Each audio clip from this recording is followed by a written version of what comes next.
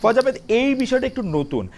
আগের বছর যেটা হয়নি, অন্য কোনো বিদেশ সফরেও যেটা দেখা যায়নি, কিন্তু মানে অনেকেই বলছেন এবারই প্রথম দেখা যাচ্ছে জাতিসংঘ অধিবেশনে ডক্টর ইউনূসের সফর সঙ্গী হচ্ছেন 3টি দলের 4জন নেতা। এর মধ্যে বিএনপির 2 জন, জামায়াত ও এনসিপির 1 জন করে নেতা, মানে নির্দলীয় সরকার প্রধান বা অন্তর্বর্তী সরকারের প্রধান 3টা রাজনৈতিক দলের 4 জন নেতাকে নিয়ে কেন সফর করতেছেন? কেন একটা রাজনৈতিক দলের 2 জন নেতা থাকছে? জামায়াত বা এনসিপি বা বিএনপি আসলে কোন ক্রাইটেরিয়া নেবে, কোন ক্যাটাগরিতে তারা ইনক্লুডেড হইলেন? মানে বিএনপি 2 জনই বা কেন, ওরা 3 জনই বা কেন? মানে আপনার প্রশ্ন পরিষ্কার।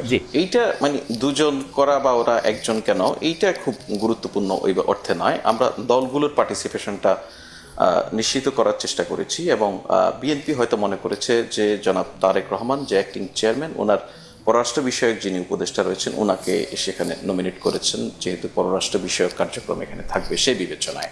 কিন্তু মূল কথা হচ্ছে যে সরকারের দিক থেকে কেন এই রাজনৈতিক দলগুলির প্রতিনিধিকে এই সফরে অন্তর্ভুক্ত করা হলো সেটা, তাই তো? না, এই 3টা দল, এই 3টা দলটাও একটু বললেন, মানে কেন বিএনপি, কেন এনসিপি, কেন জামায়াত ইসলামী? জি বলবো। তো সরকারের দিক থেকে মনে করা হচ্ছে যে এই যে জাতিসংঘের যে অধিবেশনে ইন্টারিম গভর্নমেন্টের প্রধান বাংলাদেশকে প্রতিনিধিত্ব করবেন, এইটা অলমোস্ট এই সরকারের শেষ দিকে এসে একটা বড় কর্মসূচি। এই জাতিসংঘের এই যে সাধারণ অধিবেশন, এই অধিবেশনে যে সমস্ত বিষয় আলোচিত হবে বা যে সমস্ত বিষয়, আপনি জানেন যে শুধু অধিবেশন নয়, এনে সাইড লাইনেও প্রচুরগুলি মিটিং থাকে, বাইলেটারালস থাকে, অনেক কিছু সেই জায়গায়। এবং আরেকটা গুরুত্বপূর্ণ ইভেন্ট আছে আমাদের, রোহিঙ্গা বিষয়ক একটা ইন্টারন্যাশনাল কনফারেন্স সেখানে অনুষ্ঠিত হবে। এই টোটাল বিষয়টা কিন্তু কন্টিনিউশনের একটা ব্যাপার আছে, যে আগামীতে বাংলাদেশ রাষ্ট্রের যারা দায়িত্বভার গ্রহণ করবেন সেই রাজনৈতিক নেতৃত্ব যেন এই বিষয়গুলির কন্টিনিউশনটা ধরে রাখতে পারেন, সেই বিবেচনায় এটা সরকারের একটা অভিপ্রায় যে রাজনৈতিক দলগুলির প্রতিনিধি যদি এই আলোচনাগুলিতে প্রত্যক্ষভাবে থাকেন তাহলে ভবিষ্যতে তাদের এই কাজগুলি সহজ হতে পারে। বাংলাদেশের যেই অমীমাংসিত বা গুরুত্বপূর্ণ ইস্যুগুলি রয়েছে সেগুলি মীমাংসার ক্ষেত্রে বা সলিউশনের ক্ষেত্রে রাজনৈতিক নেতৃত্বের জন্য সেটা সহজ হবে। আপনি যদি খেয়াল করে দেখবেন যে রোহিঙ্গা ইস্যুটা হচ্ছে যে আপনার 2017 সালের পর থেকে শেখ হাসিনা পালিয়ে যাওয়ার আগ পর্যন্ত সময়ে কখনোই বাংলাদেশে এত বড় একটা জাতীয় সংকট বা এত বড় গুরুত্বপূর্ণ একটা আঞ্চলিক এবং আন্তর্জাতিক সংকট, সেটাকে মোকাবেলার ক্ষেত্রে কখনোই বাংলাদেশে অপরাপর রাজনৈতিক নেতৃত্বকে কোনোভাবে সম্পৃক্ত করা হয়নি। সাম্প্রতিক সময়ে আপনি যদি গত কয়েক সপ্তাহ আগে দেখেন যে কক্সবাজারে রোহিঙ্গা বিষয়ে একটি বড় সম্মেলন অনুষ্ঠিত হয়েছে, সেটিও আন্তর্জাতিক সম্মেলন ছিল। বিদেশ থেকে বিভিন্ন প্রতিনিধিরা এসেছেন, আমার বাংলাদেশে থাকা বিভিন্ন দূতাবাসের প্রতিনিধিরা, অ্যাম্বাসেডররা অংশ নিয়েছেন এবং রোহিঙ্গা প্রতিনিধিরা প্রথমবারের মতো নিজেদের কথাগুলি নিজেরা সেখানে বলেছেন। সেখানেও কিন্তু সরকার অনেকগুলি রাজনৈতিক দলের নেতৃত্বকে সেখানে সম্পৃক্ত করেছে, রাজনৈতিক দলের নেতৃত্বকে সরাসরি প্রত্যক্ষভাবে রোহিঙ্গা ক্রাইসিসের সঙ্গে পরিচয় করে দিয়েছে। আমি অন্য কথা যাওয়ার আগে একটু রোহিঙ্গাটা জিজ্ঞেস বলি। ডক্টর মোহাম্মদ ইউনূস বলেছিলেন আগামী ঈদ রোহিঙ্গারা তাদের নিজের দেশে গিয়ে করবেন, এই ব্যাপারটি কি ওই রাইট ট্র্যাকে আছে? মানে আগামী ঈদ আসতে হয়তো 3-4 মাস, 5-6 মাস। আপনি যদি খেয়াল করেন দেখবেন খালিদ ভাই, আপনি রোহিঙ্গা ইস্যুটা গ্লোবাল যেই এজেন্ডার ক্যালেন্ডার সেখান থেকে আসলে হারিয়ে গিয়েছিল।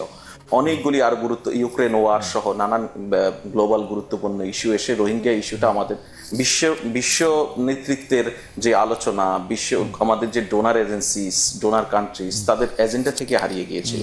প্রফেসর মোহাম্মদ ইউনূস দায়িত্ব গ্রহণের পর থেকেই উনি চেষ্টা করেছেন যে এই ইস্যুটা যেন হারিয়ে না যায়, এটা যেন একটা শান্তিপূর্ণ সলিউশনের দিকে আমরা যেতে পারি, মানুষের মুখে ঠোঁটে থাকুক। এই তো মানুষের নয় মূলত যারা আমাদের এখানে ফান্ডিং করে, দেখুন এদেরকে পরিচালনার জন্য বিপুল অর্থের ব্যাপার রয়েছে।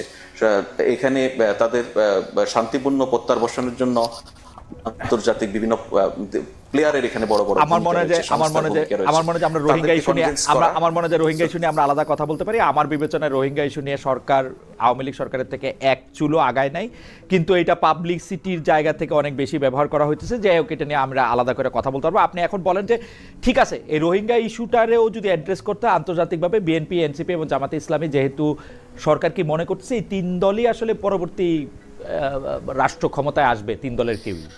খালিদ ভাই, এখানে আপনি যে জায়গাটা শেষ করতে চাচ্ছেন, আপনি একটা অপিনিয়ন দিয়ে শেষ করার ফলে আমি যদি সেটাতে একটা রেসপন্স না করি, তাহলে আমার প্রতি আপনার দিক থেকে একটু জুলুম হয়ে যাবে। ছোট্ট একটা রেসপন্স করি। ডেফিনেটলি আপনি যেটা বলছেন আওয়ামী লীগের থেকে এক চুলো আগায়নি। আমি আপনাকে আমি একজন রিপোর্টার হিসেবে যখন ছিলাম, আমি দীর্ঘদিন রোহিঙ্গা ইস্যুটা কভার করেছি নানান ফর্মে। আপনি বিশ্বাস করেন, আওয়ামী লীগ রোহিঙ্গা ইস্যুটাকে নিয়ে কোনোভাবে এগোতেই চায়নি।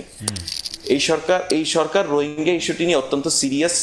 এই সরকার রোহিঙ্গা ইস্যুটাকে নিয়ে এত এত এত ইনভলভমেন্ট তৈরি করেছে, সেখানে ফুড এইডের জায়গাটা বাড়ানোর বিষয়ে চেষ্টা করেছে, কিছুটা বাড়ানোর সক্ষম হয়েছে।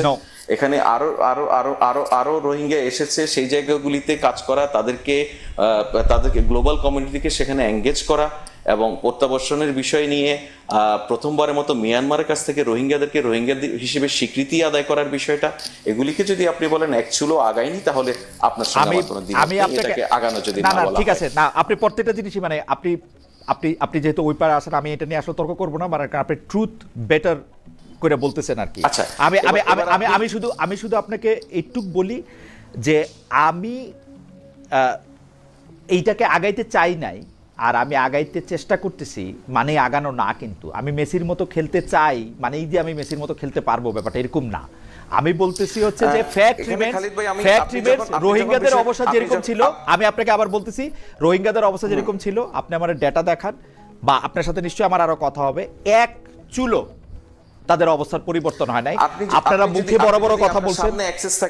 আপনি যদি আপনার সামনে অ্যাক্সেস থাকে, আমি যদি আপনাকে একটা কুইক সার্চ দিতে বলি, আপনি দেখুন তো সর্বশেষ রোহিঙ্গা ক্যাম্পে খুনাখুনির ঘটনা কবে ঘটেছে। ও আচ্ছা, খুনাখুনি জাস্ট এতটুকু বললাম যে ক্যাম্পে একটা স্থিতিশীল পরিস্থিতি তৈরি করা সক্ষম হয়েছে, ক্যাম্পে এতগুলি গ্রুপকে একত্রিত করে তাদেরকে এই জায়গায় নিয়ে আসা সক্ষম হয়েছে যে আপনারা খুনাখুনি থামাইছেন নিজেদের মধ্যে। আপনারা খুনাখুনি থামাইছেন, এটা ভালো।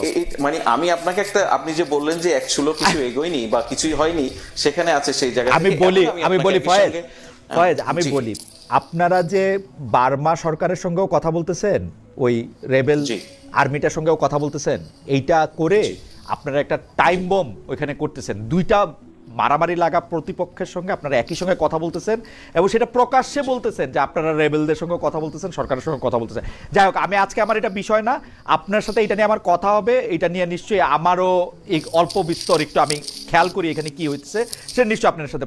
আমি এটা শুধু জানতে চাই যে আপনারা রোহিঙ্গা বিষয়টি আন্তর্জাতিকভাবে যখন এটাকে সামনে নিয়ে আসবেন, তখন বিএনপি, এনসিপি এবং জামায়াতে ইসলামীকে যে আপনারা চুজ করলেন, আপনারা মনে করেন কিনা যে পরবর্তী সরকার এই তিনটি দলের মধ্যে থেকেই আসলে গঠিত হবে?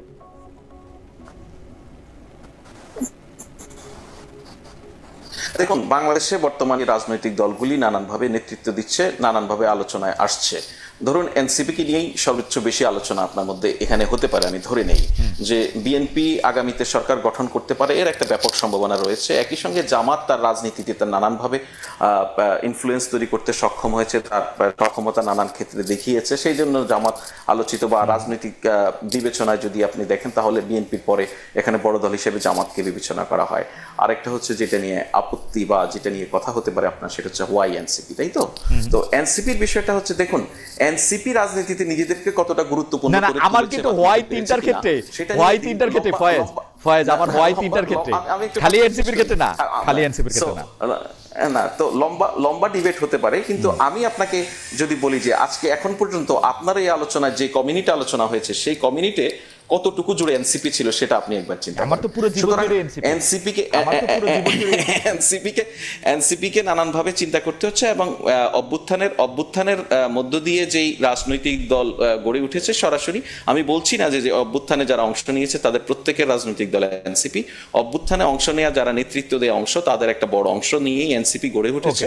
তারা একটি নতুন রাজনৈতিক দল। তারাও আমাদের যদি সরকারের যদি ক্যাপাসিটির মধ্যে থাকতো, হয়তো সব রাজনৈতিক দলকে ইনক্লুড করার চেষ্টা করা যেত, কিন্তু মনে করা হচ্ছে যে এই রাজনৈতিক দলগুলিকে ইনক্লুড করার মধ্য দিয়ে অপরাপর রাজনৈতিক দলের প্রতিনিধিত্ব এক ধরনের মোটামুটি নিশ্চিত করা সম্ভব হয়। সেই বিবেচনা থেকে এই তিনটি দলকে নিশ্চিত ইনভাইট করা বা অন্তর্ভুক্ত করা। ওকে, আমি জনাব ফয়েজ আহমেদ, আপনাকে অনেক ধন্যবাদ।